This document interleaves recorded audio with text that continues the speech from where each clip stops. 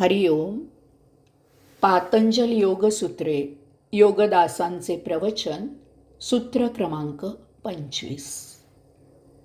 तत्र निरतिशयम सर्वज्ञ बीजम. त्या ईश्वरात सर्वज्ञत्वाचे बीज निरतिशयाने नांदत असते. योगाधिराज पातंजली परमेश्वराचा अनन्य विशेष परिचय करून देत आहेत. बीज. बीज म्हणजे जन्म देणारे बी, ज्याच्यापासून उत्पत्ती होते, अंकुर फुटतो ते बी.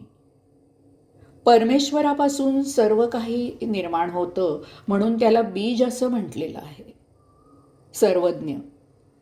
परमेश्वरापासून प्रत्येक गोष्ट निर्माण होते, त्यामुळे अशी एकही गोष्ट वस्तू नाही की ज्याचे ज्ञान परमेश्वराला नाही, म्हणून तो सर्वज्ञ आहे. निरतिशय. निरतिशय म्हणजे इतकं ज्ञान की जितकं इतर कोणाकडे असणं शक्य नाही. परमेश्वरामधूनच सर्व काही निर्माण होत असल्यामुळे त्या प्रत्येक निर्मितीच्याही आधीपासून आणि त्यानंतर निर्माण होणाऱ्या अनेक वस्तूंचं, प्रत्येक वस्तूचे ज्ञान फक्त परमेश्वरालाच असते, म्हणून तो निरतिशय आहे.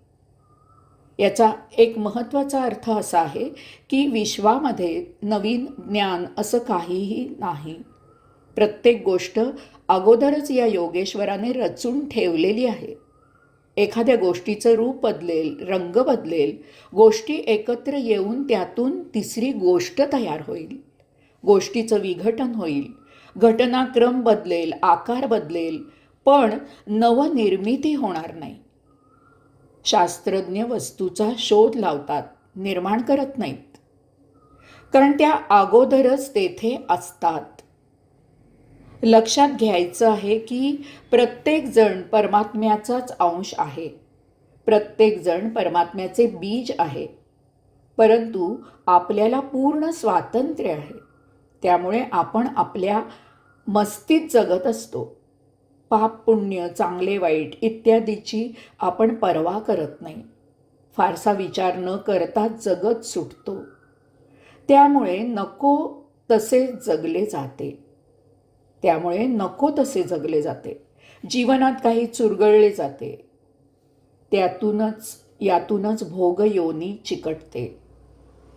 बंधन नसल्यामुळे, मुक्त जीवनाची सवलत असल्यामुळे बंधनयुक्त अमुक्त जीवन जगायची वेळ येते.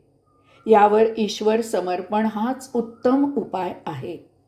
तो वेळीच ओळखावा, योजावा आणि आचरणात आणावा. तो वेळीच ओळखावा, योजावा आणि आचरणात आणावा. याला जोडून पुढचं सूत्र क्रमांक 26. स एव पूर्वेशामपि गुरुः काले नानवच्छेदात्. तो कालातीत असल्यामुळे पूर्वजांचा, गुरूंचाही गुरु आहे.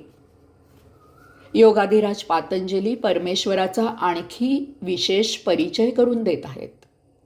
त्रिकाला बाधित.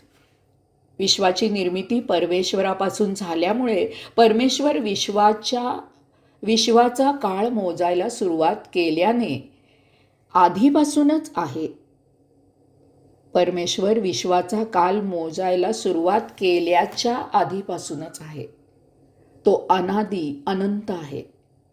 त्यामुळे भूत, वर्तमान, भविष्य अशा कालमापनाने तो छिन्न होऊ शकत नाही.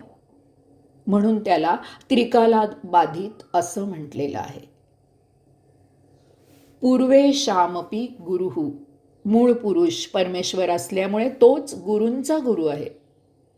कारण मूळ विद्या त्या परमेश्वरानेच मानवाला दिली. योगेश्वरानेच विवस्वानाला दिली. विवस्वानाने सूर्याला, सूर्याने मनुला योग शिकवला. यामुळेच वेद, मूळ विद्या, अमानव, परमेश्वर निर्मित आहे. आपण या सूत्रात पाहिलं की तो परमेश्वर गुरूंचा गुरु आहे. याचा अर्थ तो ज्ञानदाता आहे. तो भक्ताला ज्ञानमार्ग दाखवतो. योगाधिराज पातंजलींनी या सूत्रात सांगितलेला परमेश्वराचा हा विशेष साधकांना फार मौलिक आहे. त्या परमात्म्याची ही आगळी वेगळी ओळख आहे. भक्तांच्या मदतीला, त्यांना संकटकाळी मार्गदर्शन करायला तो धावून येतो. साधकांना ध्यानातून ज्ञान मिळण्याचा जो अनुभव येतो तो यामुळेच.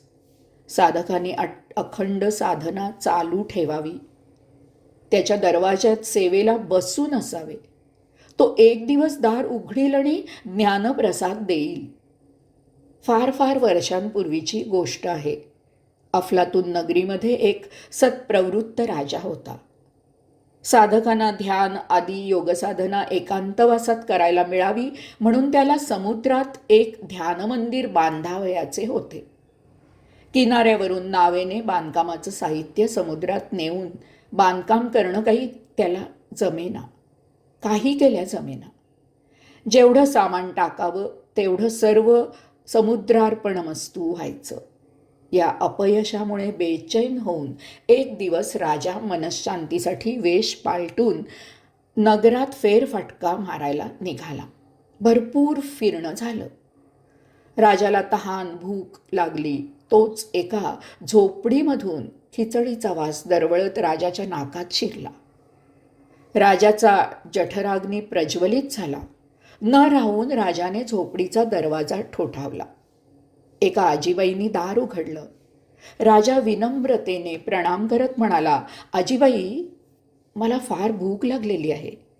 मी द्रव्य देईन. माझी क्षुधा शांत करणार का? आजीबाई म्हणाली, बाळ, आत ये. द्रव्याचं राहू दे. गरम गरम खिचडी आहे, घे खाऊन. राजा हातपाय धुवून पाटावर बसला. आजीबाईंनी ताटात गरम गरम खिचडी वाढली. खिचडीच्या मधोमध साजूक तूप वाढलं. भूक अनावर झालेली होती. राजा जेवायला उतावीळ झाला होता. तूप खिचडीत कालवण्यासाठी राजाने पटकन खिचडीच्या मधोमध हात घातला. गरम खिचडीनं बोटं भाजली. राजानं चटकन बोट तोंडात घातलं. तो बोटांवर फुंकर घालू लागला. ते पाहून आजीबाई म्हणाली, अरे, तू आपल्या राजासारखाच मूर्ख आणि उतावळा आहेस. समुद्रात इमारत बांधायची तर किनाऱ्यापासून बांधत बांधत जाऊन बांधायची. मग बांध पाडायचा, म्हणजे झाली समुद्रात इमारत.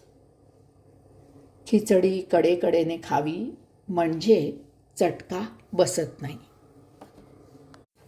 हरिओम.